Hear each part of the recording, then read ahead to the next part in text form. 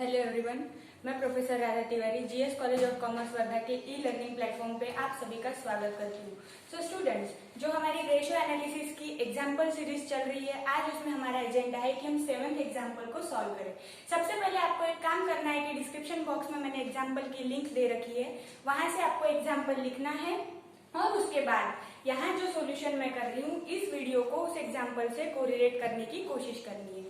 तो मैं ऐसा मान के चलती हूँ कि आपके पास एग्जाम्पल आपने बुक पे लिख लिया है। तो सबसे पहले हम एग्जाम्पल का ओवरलुक करते हैं कि एग्जाम्पल में हमें कौन कौन से आइटम्स गिवन है और उन आइटम्स के आधार पे हमें किन रेशियोज का कैलकुलेशन करने के लिए कहा गया है। तो सबसे पहले यहाँ हमें दिया हुआ है balance sheet. The balance sheet of Lohia and Company as at 31st March 2014 was as follows। यहाँ पे लाइबिलिटीज और असेट हमें गिवन है।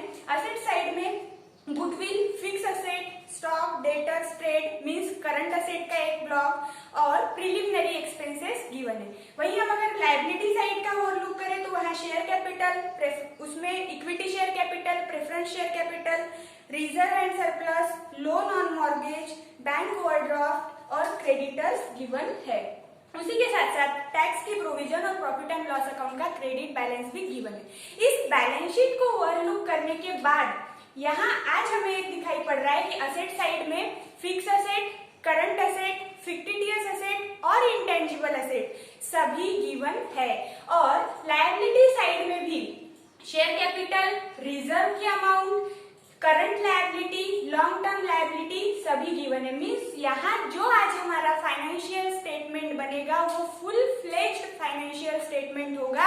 एक भी जो यहाँ पे आइटम है वो हम मींस जो हमारा प्रो फॉर्मा है या स्टैंडर्ड फॉर्मेट है वो स्टैंडर्ड फॉर्मेट में आने वाले हर आइटम का अंतर्भाव आज के हमारे एग्जाम्पल में यहाँ पे होने वाला है।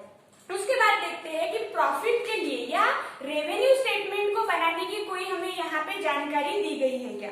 The profit for the year 2013-14 after taxation and interest on loans amounted to ₹12 lakh, out of which ₹4 lakh were transferred to reserve and surplus, ₹2 lakh were paid as dividend, sales amounted to ₹1,20 lakh. Calculate the ratios for testing liquidity, testing solvency, testing profitability, testing capital gearing। Means यहाँ जो हमें ratios का calculation करने के लिए कहा गया है वो एक स्टैंडर्ड नॉर्म हमें दी है कि आपको प्रॉफिटेबिलिटी यहाँ कैलकुलेट करनी है या प्रॉफिटेबिलिटी टेस्ट करनी है, सॉल्वेंसी टेस्ट करनी है फर्म की। मीन्स क्लियर हमें यहाँ जानकारी दी गई नहीं है कि कौन सा रेशो कैलकुलेट करना है। तो सबसे पहले यहाँ हमें देखना होगा कि टेस्टिंग लिक्विडिटी, अगर लिक्विडिटी को टेस्ट करना है तो कौन कौन से रेशो इसका कैलकुलेशन करना होगा। इसके लिए आपको जो सबसे पहला हमारा रेशियो एनालिसिस का थ्योरी बेस्ड लेक्चर था वो काम आएगा। वहां हमने प्योर क्लासिफिकेशन किया हुआ है कि लिक्विडिटी रेशियो कौन कौन से होते हैं, सॉल्वेंसी रेशियो कौन कौन से होते हैं, अगर कैपिटल गियरिंग रेशियो कैलकुलेट करना है तो उसमें कौन सा रेशियो आएगा। इन सब चीजों का क्लासिफिकेशन हमने फर्स्ट वीडियो में किया है। फिर भी आज जब यहाँ एग्जाम्पल को सॉल्व करेंगे तो उससे पहले यहाँ कौन कौन से रेशियो आएंगे ये एक बार हम साइड में लिख लेते हैं। तो सबसे पहले यहाँ कहा है टेस्टिंग लिक्विडिटी।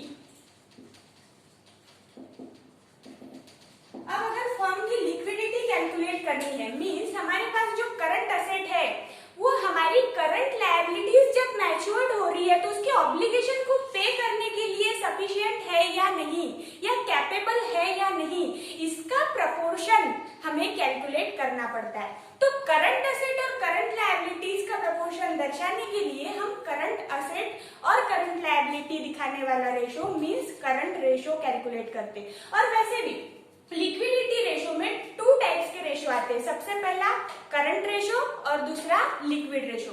मींस जो डिसएडवांटेज करंट रेशो का है कि उसमें हम एक ऐसी एसेट लेते हैं या ऐसी करंट एसेट लेते हैं जो क्विकली कैश में कन्वर्ट नहीं हो सकती, जैसे कि इन्वेंट्री। तो इसका ये ड्रॉबैक दूर करने के लिए हाईली लिक्विड फॉर्म का वहां कैलकुलेशन होना चाहिए। इसके लिए क्विक रेशो या एसिड टेस्ट रेशो या जिसको हम लिक्विडिटी रेशो कहते हैं उसका कैलकुलेशन किया जाता है। मींस टेस्टिंग ऑफ लिक्विडिटी में सबसे पहला रेशो आएगा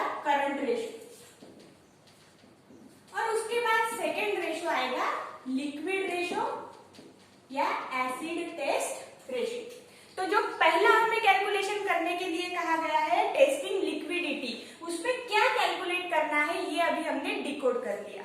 उसके बाद सेकंड कैलकुलेशन करने के लिए कहा गया है testing solvency.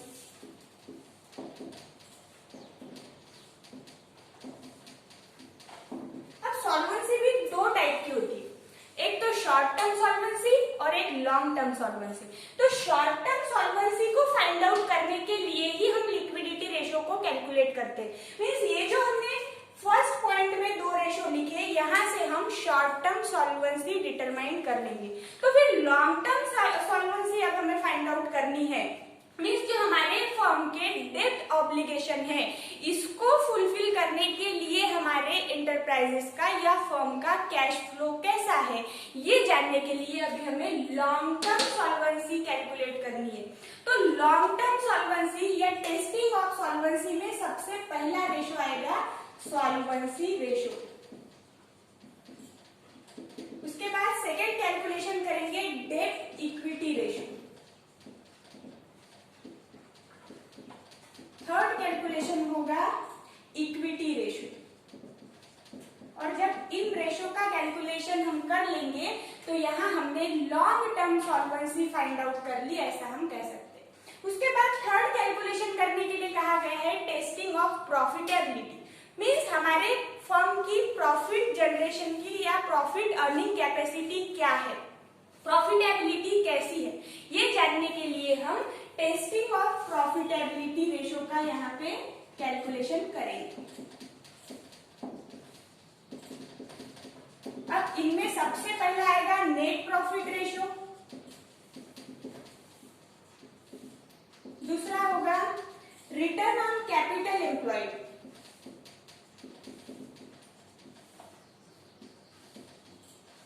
Third return on share holders fund,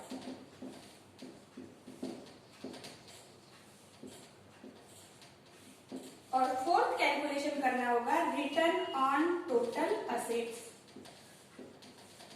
जब इन चारों का कैलकुलेशन हमारे द्वारा किया जाएगा तो हम फर्म की प्रॉफिटेबिलिटी चार अलग अलग क्राइटेरिया से यहाँ पे डिटरमाइन करेंगे कि नेट प्रॉफिट रेशो के हिसाब से प्रॉफिटेबिलिटी चेक की जाएगी, return on capital employed, return on share holders fund और रिटर्न ऑन टोटल असेट के हिसाब से। मींस चार अलग अलग क्राइटेरियाज को यूज करके प्रॉफिटेबिलिटी यहाँ पे टेस्ट करनी है। उसके बाद लास्ट कैलकुलेशन करने के लिए कहा गया है कैपिटल गियरिंग रेशो का।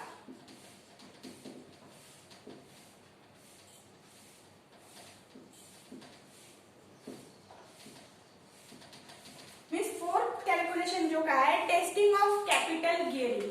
मीन्स हमारे कैपिटल की पोजीशन क्या है ये जानने के लिए हम कैपिटल गियरिंग रेशो कैलकुलेट करते हैं। तो सबसे पहले यहाँ अभी हमने कैलकुलेशन किन रेशोज का करना है इसका यहाँ पे ओवरलुक किया। यहाँ केवल testing of liquidity, testing of solvency, testing of profitability और टेस्टिंग ऑफ कैपिटल गियरिंग कहा गया था, लेकिन इसके अंतर्गत हमें इन रेशोज का कैलकुलेशन करना है। तो जो अननोन चीज थी उसको अभी हमने नोन कर लिया। अब इसके बाद हम देखेंगे कि जो हमें आइटम्स गिवन है उससे हम सबसे पहले गिवन बैलेंस शीट को रीअरेंज फॉर्म में फिर से यहाँ पर लिखेंगे, जिसको हम कहते हैं फाइनेंशियल स्टेटमेंट। तो फाइनेंशियल स्टेटमेंट के हिसाब से हम कैपिटल एम्प्लॉयड को कैलकुलेट करते हैं। कैपिटल एम्प्लॉयड को कैलकुलेट करने के दो तरीके हैं। असेट साइड को पूरा वहां पे लिखने के बाद असेट साइड के हिसाब से कैपिटल एम्प्लॉयड कैलकुलेट किया, ऐसा हम करते हैं। और सोर्सेस ऑफ फंड के हिसाब से कैलकुलेट किया जाता है कैपिटल एम्प्लॉयड। तो सबसे पहला अभी हमारा काम होगा कि हम असेट साइड के आइटम्स के हिसाब से कैपिटल एम्प्लॉयड कैलकुलेट करें। तो उसके लिए सबसे पहले फाइनेंशियल स्टेटमेंट में हम असेट साइड में से करंट असेट को यहाँ लिखते हैं। करंट असेट में अब यहाँ पर गुडविल और फिक्स असेट अलग ही दिया हुआ है, और उसके अलावा preliminary expenses means fictitious asset का एक आइटम हमें अलग दिया। इसके अलावा जो भी आइटम्स गिवन है वो सभी आइटम्स करंट असेट से या करंट असेट नेचर के है। तो इसके लिए आपको क्या करना है, जो आइटम्स हमने यहाँ लिख लिए हैं उस पे हम स्टार मार्क या एक डॉट देते चलते हैं। मींस जो आइटम्स को हमने यूज कर लिया है वो वहाँ क्लियरली दिखते हैं कि हमने ये लिख लिए हैं। तो सबसे पहले यहाँ हम फाइनेंशियल स्टेटमेंट में असेट साइड से यूज करते हैं करंट असेट।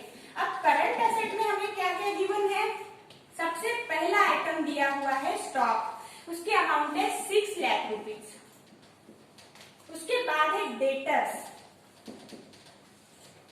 ये भी हमें 6 लाख गिवन है।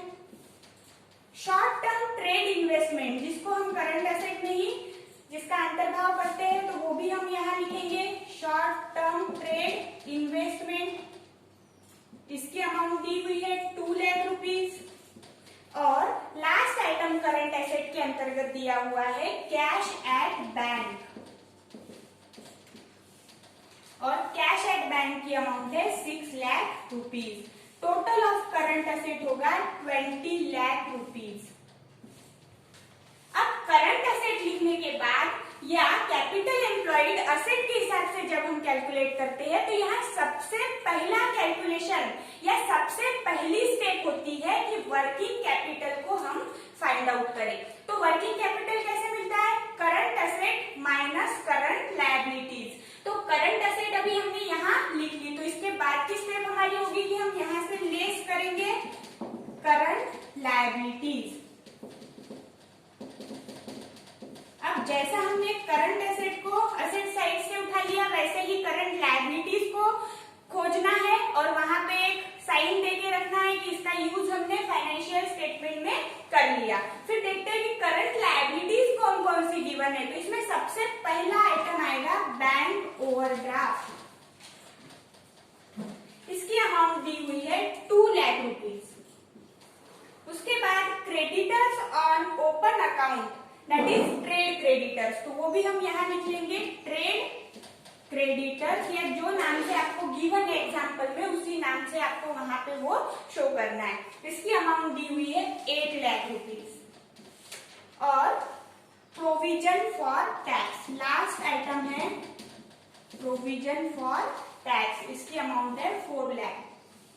अगर टोटल करेंगे तो टोटल ऑफ करंट लायबिलिटीज हो जाएगी 14 लाख रुपीज। 20 लाख में से 14 लाख लेस कर देंगे तो 6 लाख रुपीज हमें यहाँ मिला वर्किंग कैपिटल।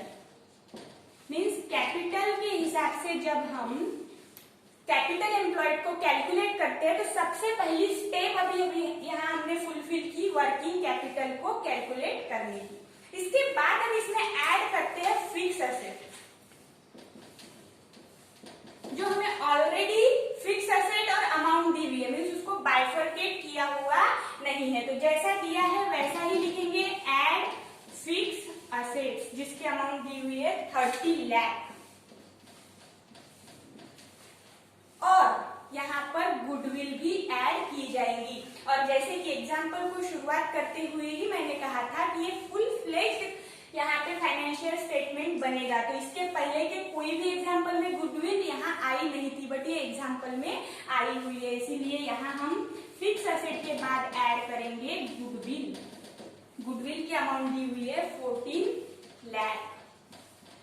टोटल अब अगर हमने असेट साइड से कैपिटल एम्प्लॉयड करने की कोशिश जो की, इसकी टोटल करेंगे तो इसका अमाउंट आएगा 50 लाख रुपीज। मीन्स असेट के हिसाब से जो हमारा कैपिटल एम्प्लॉयड मिला वो है 50 लाख रुपीज।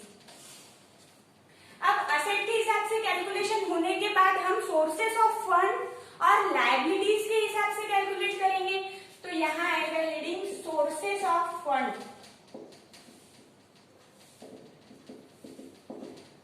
जिसमें सबसे पहला हम लिखेंगे कैपिटल।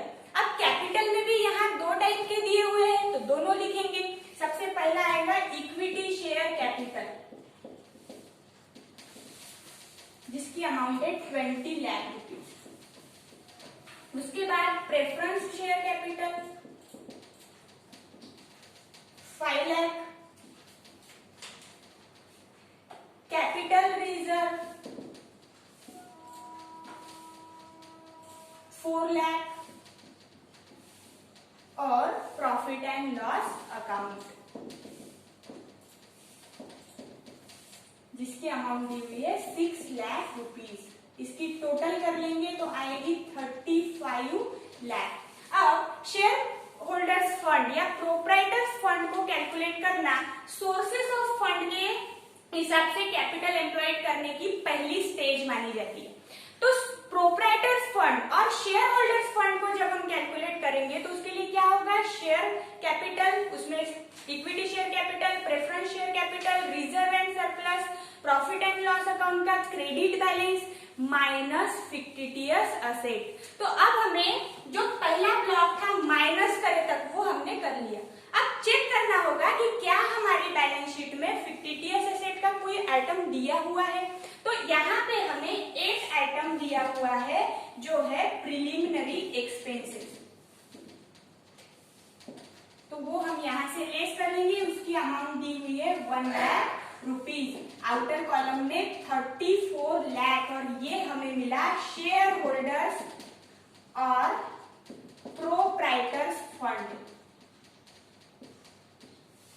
सबसे पहली स्टेज सोर्सेस ऑफ फंड के हिसाब से कैपिटल एम्प्लॉयड करने की हमने क्रॉस कर ली या फुलफिल कर ली। अब इसके बाद शेयर होल्डर्स और प्रोप्राइटर्स फंड को कैलकुलेट करने के बाद इसमें हम ऐड करते हैं लॉन्ग टर्म लायबिलिटीज। तो यहाँ हमारे लायबिलिटी साइड में एक लॉन्ग टर्म लायबिलिटी भी हमें दी हुई है या उसका एक आइटम गिवन है जो है लोन ऑन मॉर्गेज, जिसकी अमाउंट है 16 लाख। 34 लाख प्लस 16 लाख मीन्स यहाँ पे 50 लाख जो हमें मिला। ये सोर्सेस ऑफ फंड के हिसाब से हमने कैपिटल एम्प्लॉयड कैलकुलेट किया। सो स्टूडेंट्स, यहाँ जो आज हमारा एग्जाम्पल था जिसमें हमें क्लियरली डिफाइन नहीं किया था कि आपको कैलकुलेट क्या करना है, मीन्स बस हमें एक दिशा दिखाई गई थी कि इस हिसाब से आपको रेशियोज का कैलकुलेशन करना है। तो जो अननोन थिंग थी उसको सबसे पहले हमने नोन में कन्वर्ट किया, मीन्स क्या करना है ये किया। उसके बाद अब यहाँ हम देख पा रहे हैं कि मैक्सिमम रेशियोज बैलेंस शीट से बिलोंग करने वाले हैं। तो बैलेंस शीट से बिलोंग करने वाले रेशियोज के लिए हमें financial statement means rearrange format जो हम बनाते हैं उसकी जरूरत पड़ती है। तो इसीलिए यहाँ हमने रीअरेंज भी कर लिया बैलेंस शीट को। अब इस जानकारी का आधार लेके या एग्जांपल में जो आपको एक पैराग्राफ गिवन है जहां पे हमें रेवेन्यू स्टेटमेंट न बनाते हुए प्रॉफिट एंड लॉस अकाउंट के कुछ आइटम्स बताए हुए हैं, इसका आधार लेके हमें इन रेशियोज को कैलकुलेट करना है। तो इन रेशियोज का कैलकुलेट हम नेक्स्ट वीडियो में करेंगे। तब तक के लिए इस जानकारी को आपको कॉपी में लिखना है, समझने की कोशिश करना है और हो सके तो इस एग्जाम्पल को पूरा सॉल्व करना है। और जब नेक्स्ट वीडियो आए तो आपने जो सॉल्व किया है उसको क्रॉस चेक भी आप कर सकते हैं। तब तक के लिए पढ़ते रहिए, घर में रहिए, सुरक्षित रहिए। Thank you.